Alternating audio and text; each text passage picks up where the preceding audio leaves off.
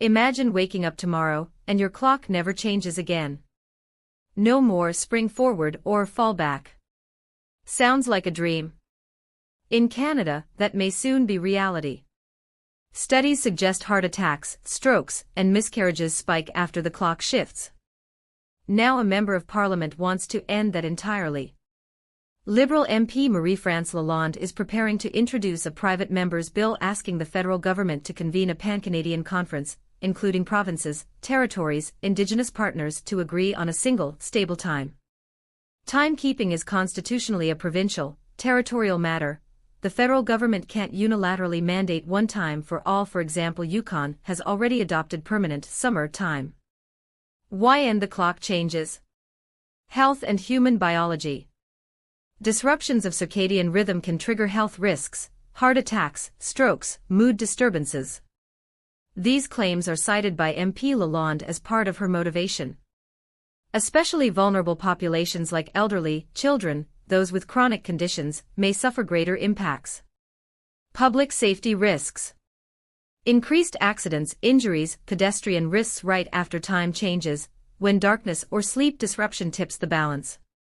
Possible knock-on effects on police, EMS, etc. Economic, agricultural, business disruption.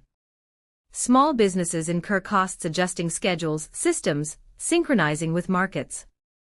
Farmers and agriculture often struggle with sudden shifts, affecting daylight for tasks. If provinces choose different times, trade, broadcasting, transportation may face chaos. Consistency and simplicity.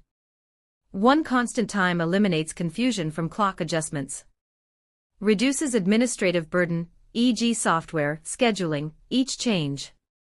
Precedent elsewhere. In the U.S., there's been a push for the Sunshine Protection Act to make daylight saving permanent.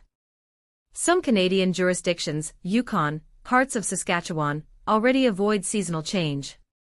So what are the counterarguments and challenges? Provincial sovereignty and fragmentation. Because time regulation lies with provinces, any change requires cooperation. If provinces disagree, some choose permanent summertime, others permanent wintertime, the result may be a patchwork of time zones. Sunlight and human preferences.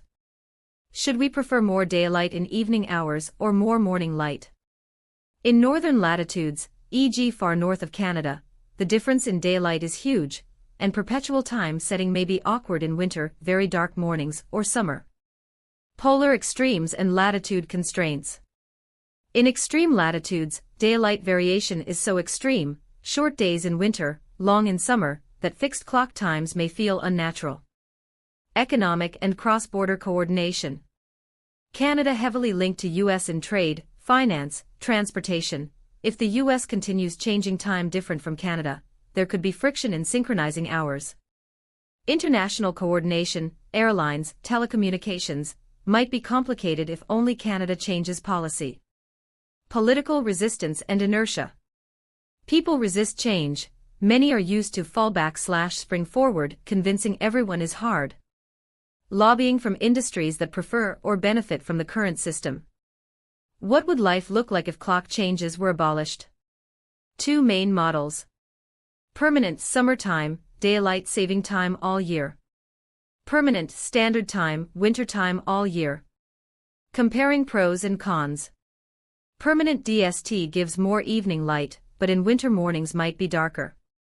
Permanent standard time may align more closely with natural sun cycles in many places. Everyday impact on people. School schedules, work hours, commuting routines might shift. Sleep patterns stabilize, people no longer need to recover after clock changes. Mental health, energy levels might improve for many, though data is mixed. Business, infrastructure, tech changes. Updating software, timestamps, scheduling systems, broadcasting, digital systems, one large transition cost but then stable. Cross-province, time zone. Standardization may help travel. What's next? Pathways to change and roadmap. The MP's private members' bill is a first step, proposing a national forum. Provinces must buy in. Consensus is critical. If one province refuses, disunity results. Pilot trials or consultations may precede full adoption. Public engagement, surveys, scientific studies, and debate will shape the outcome. Why this matters? Time is deeply psychological, biological, and social. It governs how we live. A change like this isn't trivial. It touches health, safety, economics, identity, and how we relate to nature. Sunrise, sunset.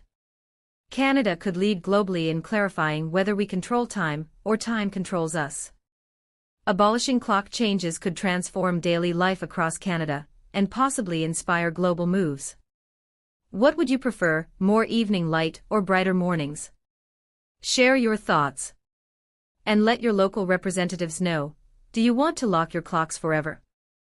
Would you rather have more light in the evenings or brighter mornings year-round?